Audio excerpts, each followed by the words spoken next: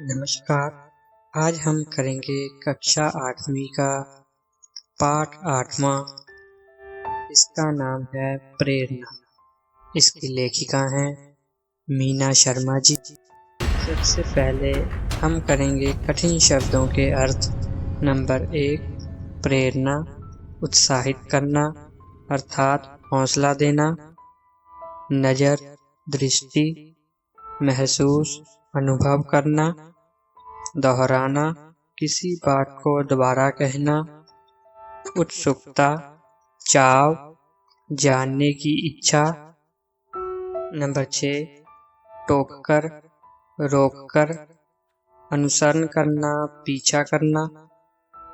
दयनीय, दीनहीन हालत, जद्दोजहद, संघर्ष।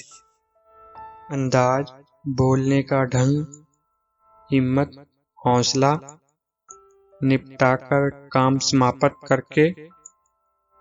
चेष्टा, कोशिश, मुश्किल, कठिनाई, बसर करना, गुजारा करना। बदकिस्मत, बुरे भाग्य वाला। साकार, संजीव, ज्वर, बुखार। इंतजार, प्रतीक्षा अर्थात उड़ीक। संवारते हुए, ठीक करते हुए। सहमति, इजाजत अर्थात स्वीकृति। पंक्तियां, लाइनें। गिड़गिड़ाना, मिन्नत करना। आगे हमारे पाठ का सार चलिए करते हैं। इस लेख में लेखिका मीना शर्मा ने एक गुब्बारे वाले लड़के मनीष और उसकी बहन सीमा को पढ़ने की प्रेरणा देकर शिक्षा का महत्व बताया है। उसने स्पष्ट करना चाहा है कि गरीब बच्चे के लिए पढ़ाई की अपेक्षा रोटी अधिक आवश्यक होती है। ना पढ़ने के पीछे उनकी विवशता के संबंध में बताने की कोशिश की है। इस विवशता को समझकर इस समस्या का हल ढूंढना पुण्य का काम है। एक दिन लेखिका गाड़ी में यात्रा कर रही थी। उसने चौराहे पर एक गुब्बारे बेचते लड़के को देखा जो एक गाड़ी वाले के सामने गुब्बारे खरीदने के लिए गिड़गिड़ा रहा था।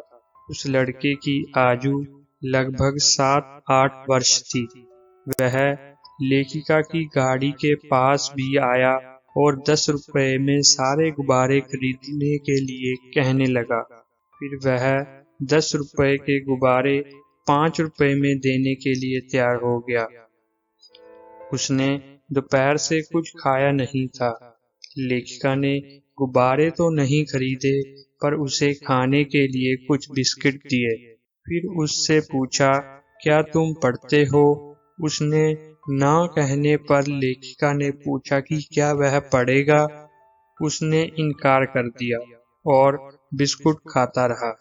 लेखिका के दोबारा पूछने पर उसने कहा कि यदि वह पढ़ने लगेगा तो कमाएगा कौन?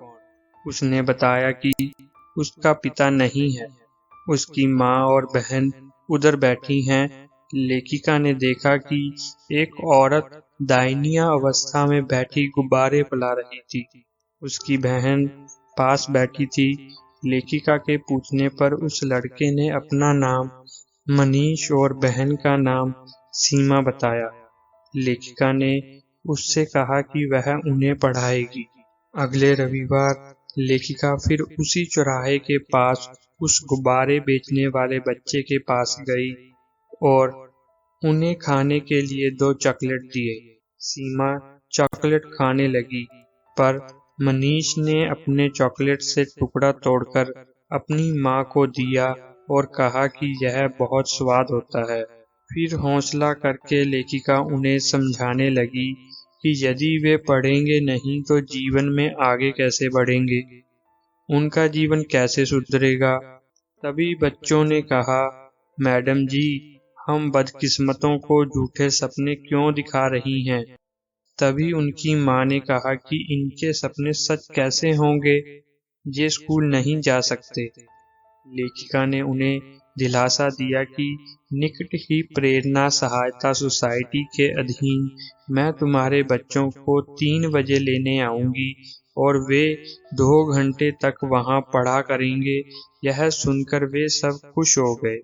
बुखार होने के कारण लेखिका 3 दिन तक उनके पास ना जा सकी। चौथे दिन जब वह पहुंची तो बच्चे दौड़कर उसके पास आ गए। उन्होंने बताया कि कुछ पैसे खर्च करके हमने एक कॉपी खरीद ली है और पढ़ने के लिए माँ से भी अनुमति ले ली है। मनीष से लेखिका ने पूछा कि वह पढ़कर क्या बनना चाहता है। मनीष ने पुलिस अफसर की ओर इशारा करके वैसा ही बनने की इच्छा प्रकट की। सीमा ने कहा कि वह भी लेखिका के समान मैडम बनकर सबको पढ़ाएगी। लेखिका ने उन्हें विश्वास दिलाया कि वे अवश्य पढ़ लिखकर अपने सपने साकार करेंगे। तो बच्चों, ये था हमारा इस कहानी का सार। अब हम करेंगे इसका अभ्यास कार्य। चलिए शुरू करते हैं। प्रश्न 4। निम्नलिखित प्रश्नों के उत्तर 1 या 2 वाक्यों में लिखें। क लड़के और उसकी बहन का क्या नाम था? उत्तर, लड़के का नाम मनीष और उसकी बहन का नाम सीमा था।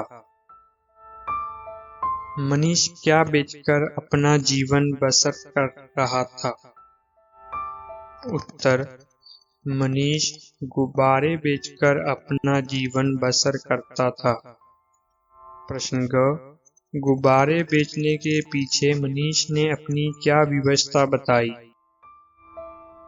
उत्तर, मनीष ने बताया कि उसके पिता मर चुके हैं, इसलिए उनके परिवार का गुजारा गुब्बारे बेचने से होता है। घ, पढ़ोगे पूछने पर उसने क्या उत्तर दिया? उत्तर, उसने नाव में सिर हिला दिया। बच्चों को किस संस्था के अंतर्गत पढ़ाने के लिए ले जाया गया? उत्तर, बच्चों को प्रेरणा संस्था के अंतर्गत पढ़ाने के लिए ले जाया गया। च, मनीष और सीमा क्या बनना चाहते थे? उत्तर, मनीष पुलिस इंस्पेक्टर और सीमा मैडम बनना चाहती थी। प्रश्न 5। इन प्रश्नों के उत्तर 4 या 5 वाक्यों में लिखें। प्रश्न क, लेखिका ने बच्चों को पढ़ाई का क्या मतलब समझाया?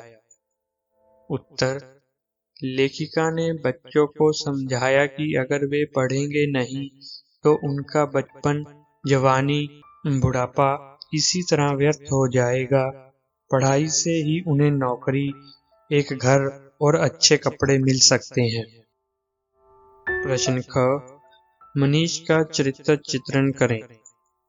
उत्तर, मनीष की आयु 7-8 वर्ष की थी। वह लाल बत्ती चौक पर गुब्बारे बेचता है।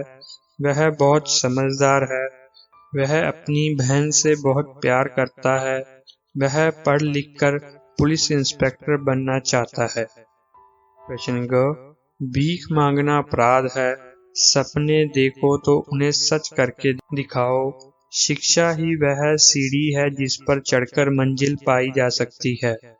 इन तीनों सूत्र वाक्यों पर अपने विचार लिखो।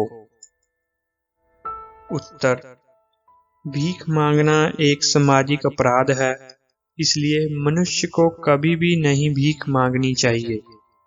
हमें सदा अपने हाथों से मेहनत कर अपने जीवन का गुजारा करना चाहिए। नंबर 2, सपना देखना जीवन में आगे बढ़ने तथा उन्नति प्राप्त करने का प्रतीक है। सपनों से ही आगे बढ़कर उन्हें पूरा करने का रास्ता दिखाई देता है। इसलिए हमें सदा सपने देखकर उन्हें पूरा करने का प्रयास करना चाहिए, पूरी मेहनत करनी चाहिए। नंबर 3, शिक्षा मनुष्य जीवन की आधारशिला है। इसके आधार पर ही मनुष्य जीवन का पूर्ण मान होता है। सत्य असत्य का ज्ञान होता है। जीवन में आगे बढ़ने का रास्ता मिलता है। इसके सहारे जीवन का सपना पूरा हो सकता है। प्रश्न 6, इन मुहावरों का वाक्य में प्रयोग करें। नंबर 1, पारखी आंखों वाला। अर्थ, पहचानने वाला वाक्य। सुखदेव सब कुछ जानता है क्योंकि वह पारखी आंखों वाला है। जीवन की पहली जरूरत। अर्थ, भोजन। वाक्य, मनीष को देखकर यही लगता था कि भोजन ही उसके जीवन की पहली जरूरत है। नंबर 3, जीवन बसर करना। अर्थ, जीवन चलाना। वाक्य, वह मजदूरी करके अपना जीवन बसर कर रहा था। नंबर 4, सपने दिखाना। अर्थ, प्रेरणा देना। वाक्य, अध्यापक ने मनीष को सपने दिखाए। नंबर 5, हरी झंडी मिलना। अर्थ, आज्ञा मिलना। वाक्य, मनोज को पढ़ने की हरी झंडी मिल गई। आगे विपरीत शब्द। नंबर 1, नाराजगी, खुशी, अपनापन, परायापन, विश्वास, अविश्वास, इनकार, स्वीकार, संभव, असंभव, साकार, निराकार, बदकिस्मत, खुशकिस्मत, सहमति, असहमति, सफल, असफल, विफल। प्रश्नार्थ, निम्नलिखित वाक्य में क्रिया विशेषण शब्द छांटकर सामने लिखें। क, मैं जल्दी जल्दी काम निपटाकर उसी चौराहे पर पहुंची। इसमें क्रिया विशेषण है जल्दी जल्दी। ख, वह मेरी तरफ एकटक देखने लगा। इस वाक्य में क्रिया विशेषण है एकटक। ग, वह गाड़ी के पास आकर झट से बोला। इस वाक्य में क्रिया विशेषण है झट से। घ, मैं कल आऊंगी। इस वाक्य में क्रिया विशेषण है कल। अंग, वह उधर बैठी है। इस वाक्य में क्रिया विशेषण है उधर। आगे विस्मयादि बोधक शब्द। प्रश्न 9, कोष्ठक में से उचित विस्मयादि बोधक शब्द लेकर रिक्त स्थान भरे। क, तुम पढ़ोगे नहीं। इस वाक्य में आएगा अरे। अरे, तुम पढ़ोगे नहीं। ख, तुमने ठीक पहचाना। इस वाक्य में आएगा हाँ। हाँ, तुमने ठीक पहचाना। ग, बड़े दुख की बात है। इस वाक्य में आएगा उफ। उफ, बड़े दुख की बात है। घ, हम तुम्हारा इंतजार करेंगे। इस वाक्य में आएगा अच्छा। अच्छा, हम तुम्हारा इंतजार करेंगे। अंग, बहुत अच्छा किया।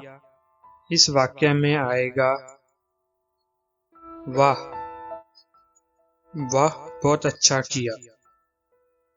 आगे प्रश्न 10, नए शब्द बनाएं। आत्म प्लस विश्वास, आत्मविश्वास। आत्म प्लस रक्षा, आत्मरक्षा। बे प्लस चैन, बेचैन। बे प्लस कसूर, बेकसूर। अनु प्लस शरण, अनुसरण। अनु प्लस कूल, अनुकूल। अन प्लस सुनी, अनसुनी। अन प्लस वर्त, अनवर्त। उत्सुक प्लस ता, उत्सुकता। दीन प्लस ता, दीनता।